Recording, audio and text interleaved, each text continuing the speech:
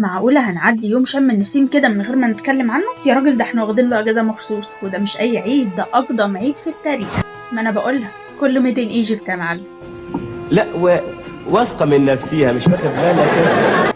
المصريين القدماء كانوا بيستقبلوا الصيف بنسمة حلوة كده وشروق شمس دافي، وسموه حب شموه. حب يعني عيد، وشموه يعني الصيف.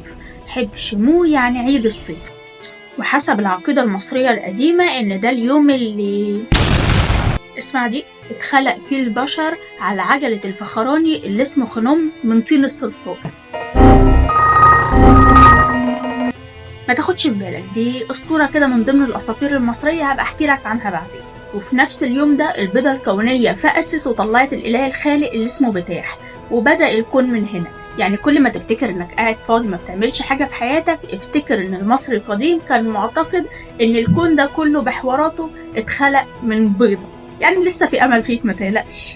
وبالنسبة بقى لطقوس شم النسيم اللي برضو ورثينها عن اجدادنا المصريين القدماء بكل تفاصيلها، فخليني اقولك.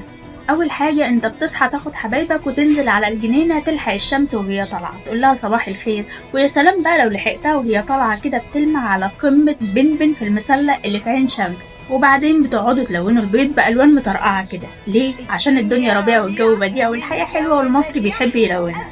وعلى فكرة تلوين البيض بدأت في الأساس كطقس مقدس. يعني أجدادنا ما كانوش بس بيلونوا البيض، دول كانوا بيكتبوا عليه أدعية وابتهالات بالخط الهيروغليفي. يعني كانوا بيعاملوا البيضة دي على إنها بوست فيسبوك مقدس. بس مع الوقت الخط الهيروغليفي انتهى واللغة المصرية القديمة كلها انتهت، وفضل التلوين بس كرمز للحياة. بعدين بقى بتجمع العيلة كلها وتقعدوا تاكلوا رنجة وسردين وفسيخ. وعلى فكرة الفسيخ ده برضو مش أكل عادية، ده رمز مقدس جاي من كلمة فسخ في اللغة المصرية القديمة، معناها التحويل والتخليل. يعني حتى السمك اتأثر بالمصريين القدماء وقال لهم انا هتحنط واعيش للأبد زيكم.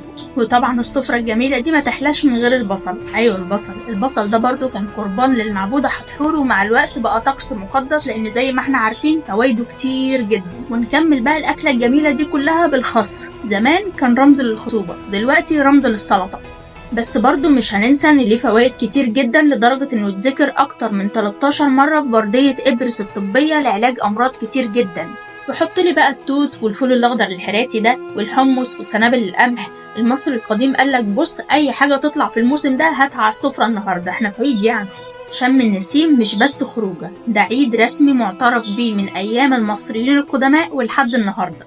والجميل بقى انه بيوحد كل المصريين، مسلمين ومسيحيين. يعني لو مش بتحب الفسيخ والرنجة والحاجات دي زي كده، على الأقل هتحب لمة العيلة والنيل والهوا النظيف.